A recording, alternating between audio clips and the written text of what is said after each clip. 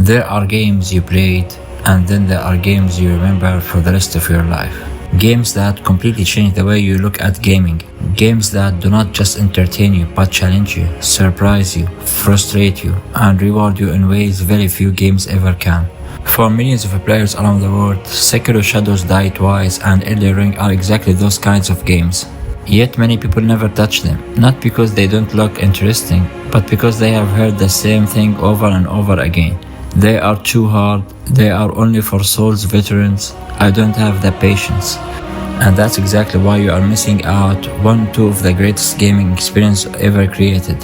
And this video is not about proving these games are easy, they are not. It is about showing you why they are absolutely worth experiencing at least once in your life.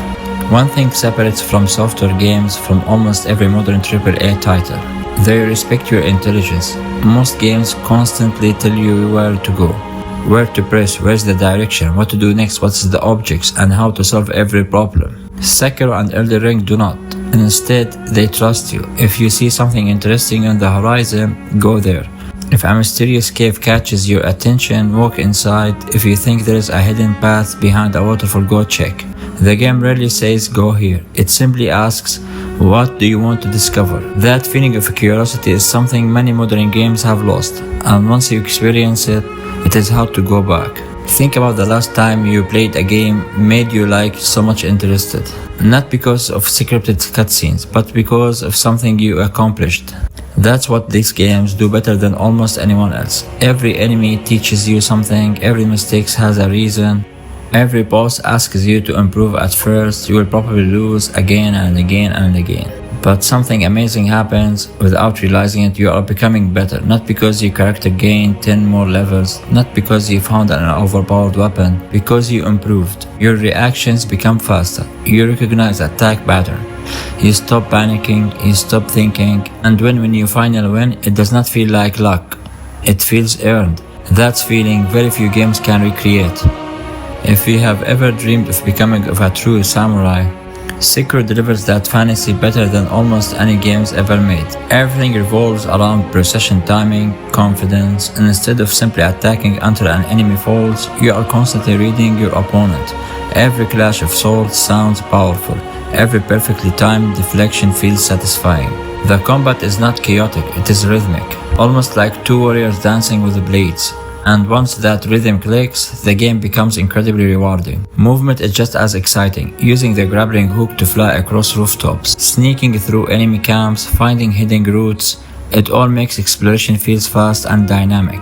The world itself is unforgettable. Ancient temples, snow-covered mountains, burning castles, mysterious forests, and creatures inspired by Japanese mythology. Sekiro creates an atmosphere that's most beautiful. It is a game that constantly reminds you that every fight matters. Why players love Sekiro? The combat system. Sekiro has one of the most satisfying combat systems ever created. Every sword clashes feels meaningfully, and mastering the deflect mechanic makes every fight feel like cinematic duel rather than simply reducing an enemy's health bar. The feeling of improvement. Unlike many RPGs, you cannot rely on over-leveling of powerful equipment. When you finally defeat a difficult boss, it is because you became a better player, not because your character got stronger. Every boss feels unique. Almost every major boss introduces new mechanics and forces you to adapt.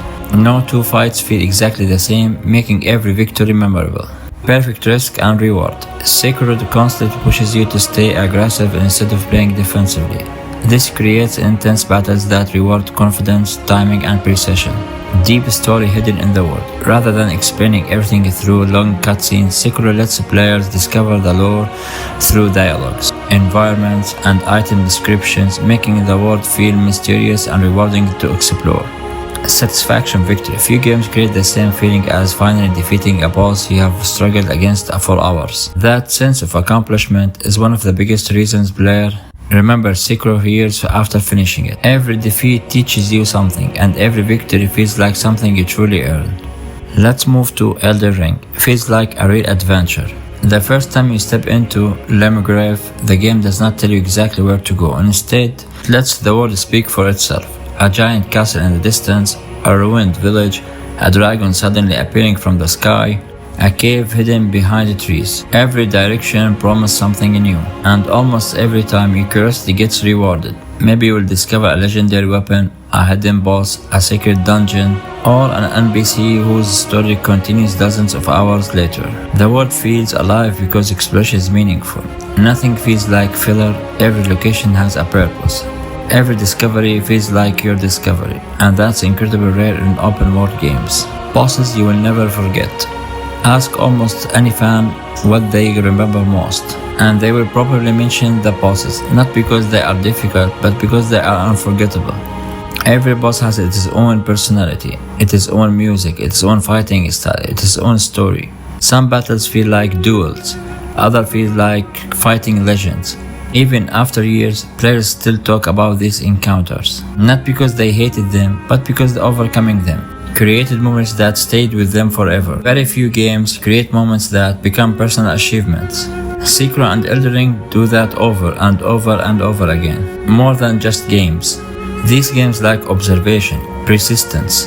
Each mission has a mindset that quietly changes how you approach the challenges. Each aspect of these games, like the story, the weapons, the stages, the combat fights, it is another driven level of these games. Sekiro and Elden Ring are not famous because they are difficult, they are famous because they are unforgettable.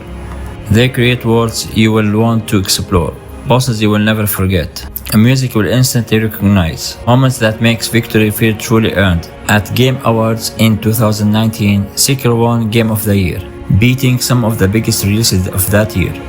It also took home Best Action Game, proving that its combat system was not just challenging, it was one of the finest ever created. They were given because of its incredible level design, its precise combat, its unforgettable boss fights, and the confidence it had in letting players learn through experience rather than constant tutorials.